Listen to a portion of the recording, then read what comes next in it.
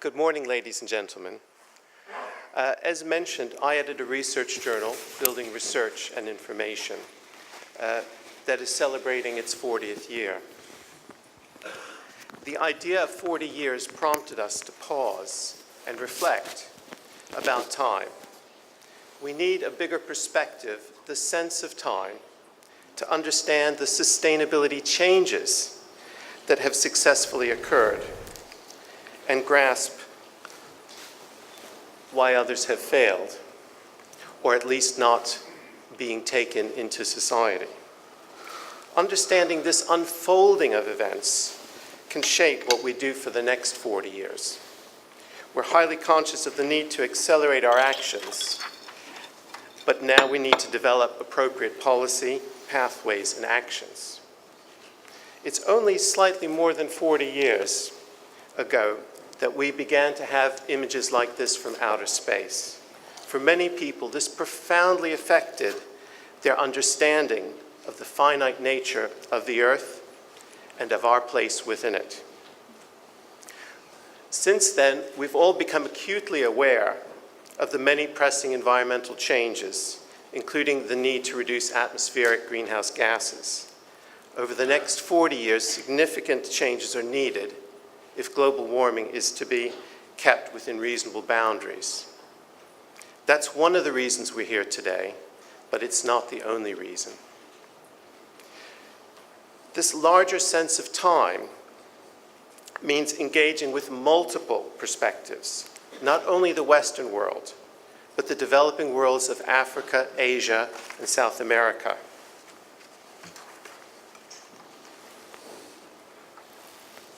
We already appreciate the unfolding of many different needs, but we need to acknowledge and plan for several different future paths. So what we'll be doing for the next hour or so is unique. In this session, we'll hear 4 snapshots, 4 different views from BRI authors to open up the debate on how we foresee our roles as researchers, as practitioners, as business people, and as policymakers. These presentations will then be followed by 2 brief responses. The point is to initiate a challenge. What can we realistically expect to achieve over the next 40 years?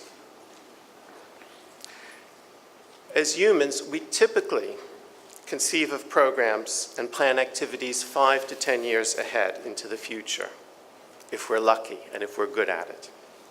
Perhaps this has some biological basis.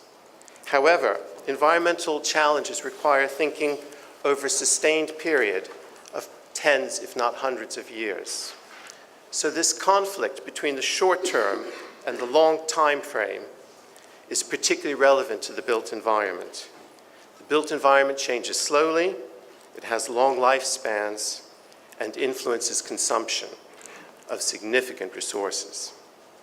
This paradox was best summed up by Stuart Brand, who said, "Responsibility means mastering long lead times, long lag times, and the hidden effects of cumulative change." So time is the hidden factor.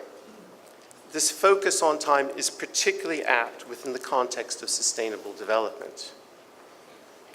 The past century has experienced enormous technological innovation, globalization, population increase, and environmental degradation. Within the human sphere, they have negatively influenced our perception about time. But an increasing focus on the short term risks desensitizing us to contemplate the longer term. This short-term focus about time is an intergenerational framework. This is the key cultural problem that we face, ladies and gentlemen. So to engage with a wider time perspective, we'll have to reframe how we discuss time and how we situate ourselves within it. Danny Hillis's Clock of the Long Now is one way to get us to think about a much longer time frame, a clock that has something special happen every 100 years and is designed for 10,000 years, puts our lives into a different perspective. But for research practice and policy, the use of hindsight, looking back, and foresight, looking forward, are useful approaches. And backcasting also provides an opportunity and a way to set future goals and then work back to the present with detailed steps towards those goals. A first step for reinstating the capacity to think beyond the short term is to look back 40 years and to look forward 40 years. 80 years is the average lifespan. Understanding the extent of change that occurs over a generation is going to be crucial. 40 years are also a way to connect to the medium term by asking, how did our parents or grandparents live, and what were their levels of consumption? Some very interesting work coming out of the Swiss 2000 Watt Society, which I'm sure we'll hear more of over the conference. Crucially, the built environment affords one of the few significant opportunities for addressing time as a long-term phenomenon. How cities cope with pressures and accommodate change, how they provide continuity, and they also have the potential to control or exacerbate consumption. The predominant focus for the past 40 years has been on buildings, creating greener buildings.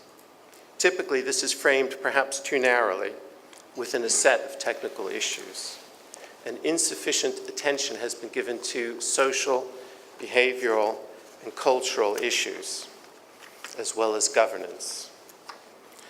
And we need to think and work at both the building and the larger aggregate scales.